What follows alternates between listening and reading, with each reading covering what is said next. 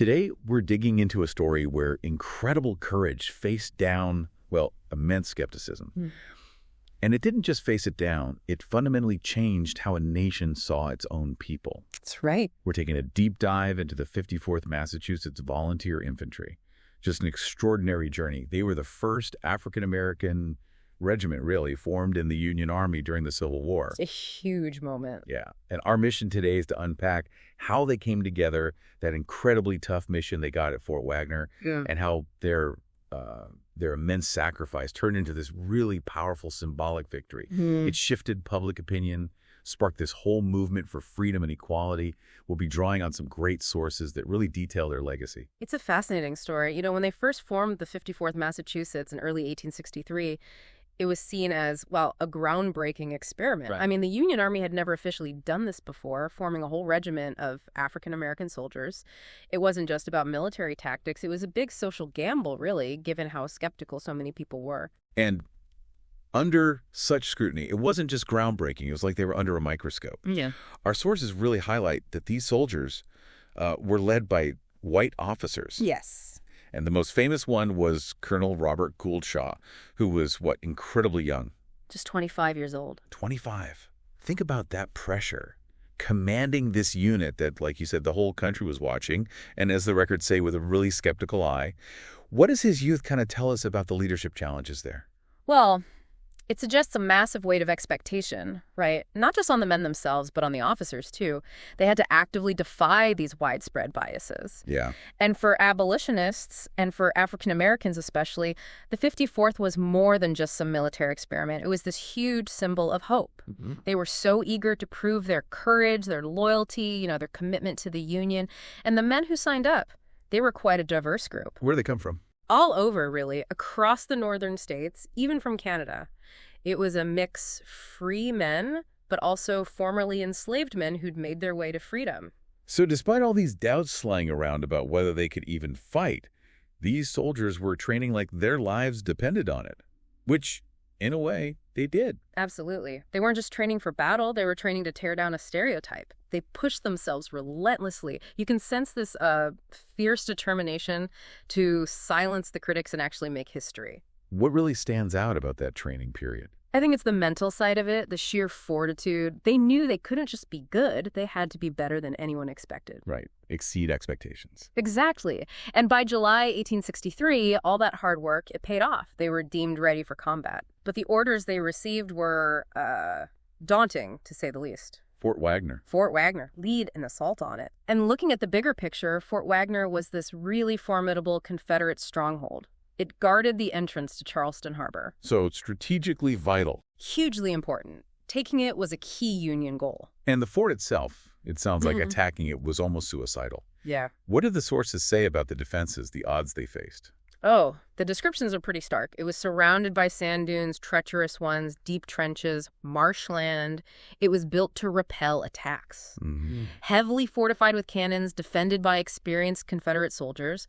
The men of the 54th, they knew the odds were stacked incredibly high against them. They knew what they were marching into. But their motivation, it seems, went way beyond just taking a fort for the Union, didn't it? Absolutely. That's a crucial point. They saw this as their chance, fighting not just for the Union, but, as the accounts really stress, for the freedom and dignity of their race.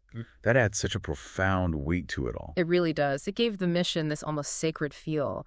And Colonel Shaw, despite being so young, he really seemed to get that. He shared that determination. Yeah. He gave this powerful speech to his men, reminding them that their bravery right here, right now, could literally change history. Can you imagine standing there knowing that?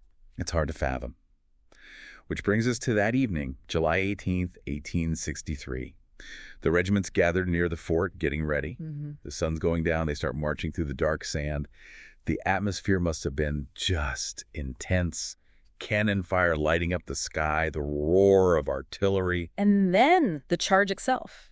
Shaw leading from the front, his men advancing right into this storm of gunfire and exploding shells. Unbelievable courage. And despite the chaos, they kept pushing forward, actually scaling the steep walls of the fort. This wasn't fighting from a distance. It quickly became brutal, ferocious, hand-to-hand combat right there on top of the fortifications. You can almost hear it reading the accounts, the shouts, maybe prayers, cries of defiance as they fought. Exactly. Just pure, raw intensity. And then that critical moment, in the midst of all that carnage, Colonel Shaw falls. Yeah, struck down while leading his men.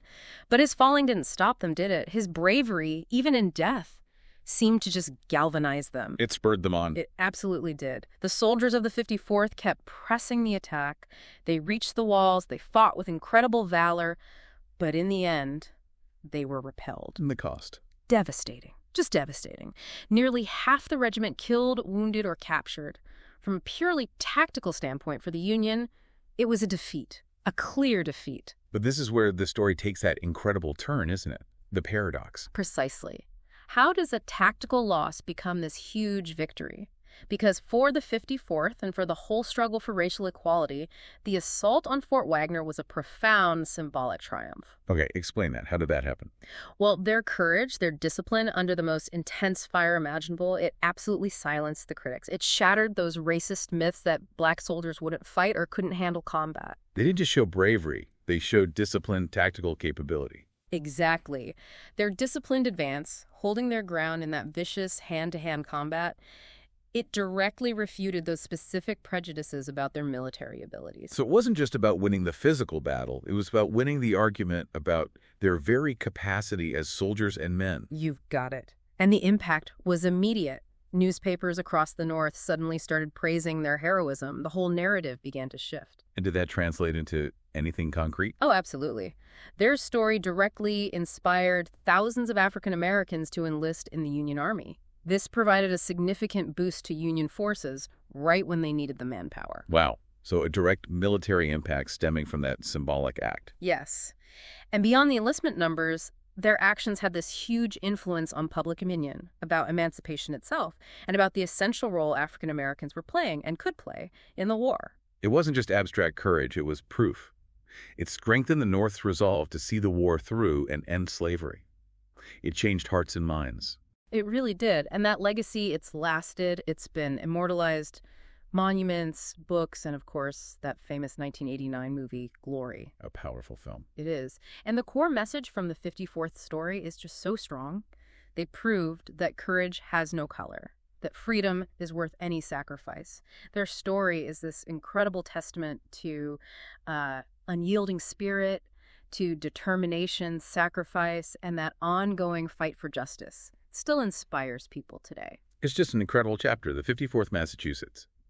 Their sacrifice at Fort Wagner wasn't just about one battle. They fundamentally changed how people fought.